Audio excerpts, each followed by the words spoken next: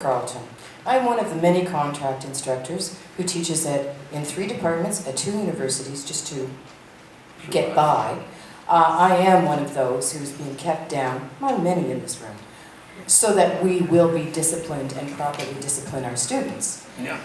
I stand up in my classroom and I desperately try to talk to my students about critical thinking and forming ideas for themselves, and I get back papers that tell me that feminist plays are really good when they don't go too far. How in the hell am I supposed, what am I doing wrong? I want these people to say something interesting that makes sense to them. Please help me.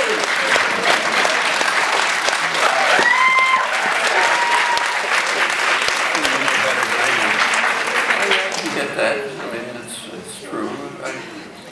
What? But what do you do about it? What you do is try to help people open up their minds. You know, there's no way to give them a pill. There are actions that can be taken. Like, you can't, I mean, take, say, what I mentioned, the sanctuary. I mean, that opened a lot of people's minds.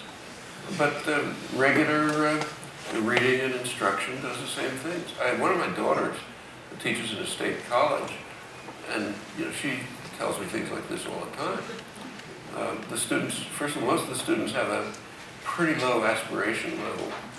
They're often the first kid in the family who ever went to college, and they're thinking, I can become a nurse or a policeman, and I don't want to screw it up, so I'll keep quiet. But you know, it can change. You know? You have to work on it. I'm sure you know that better than I do.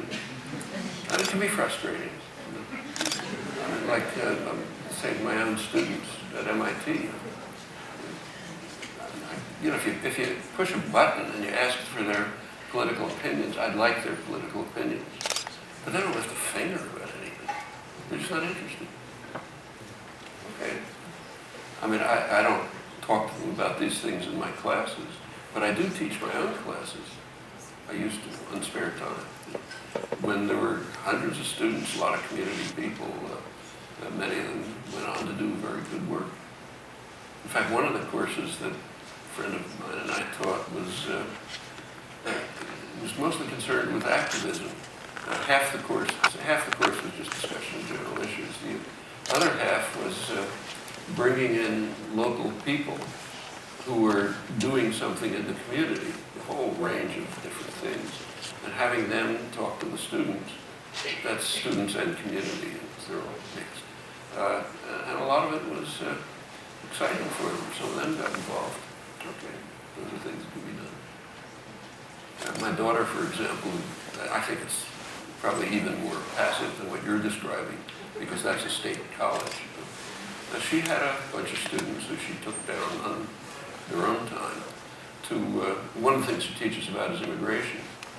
She took them down to Arizona. They, half of them, there's a group down there called No More Deaths, I think, which goes out into the, you know, the way it works. I mean, desperate people come across the border, really desperate, and they have to go through, you know, I think 30 kilometers or so of desert, no water, you know, freezing at night, boiling in the day, but barely able to survive. And they usually get picked up, thrown into trucks, and trucked back, like, you know, back in the concentration camp. So the No More Deaths group down there, one of the things they do is just leave water on the trails, and then they get arrested for littering and stuff like that. So half of the kids went to them. The other half went to what are called the courts, which are, I don't want to talk, you know, you can guess what they're like. I mean, just a disgrace. So they went to them and they observed and saw what was happening. A lot of them changed. Okay, these are things that can be done.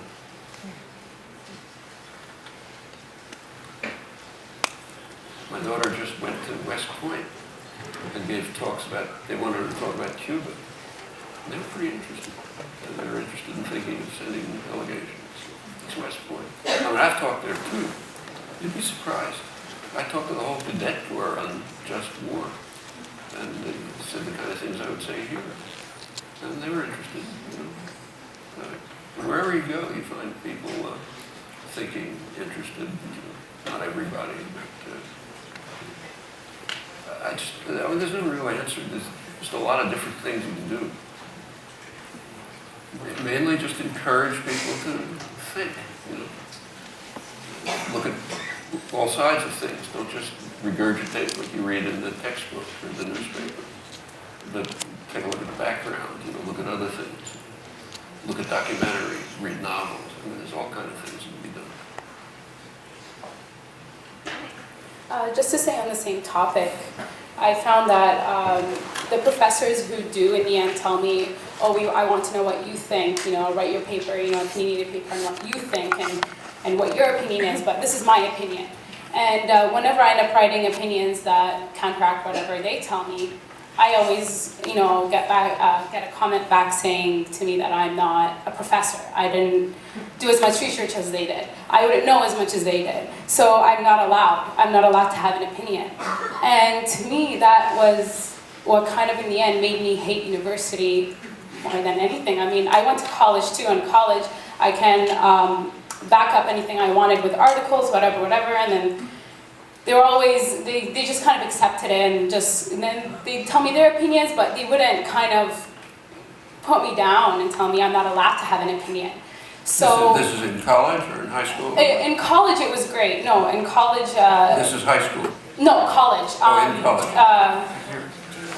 Junior college, yeah. Oh, right, sorry. Yeah. This was in a junior college? Yes, a junior college, I guess.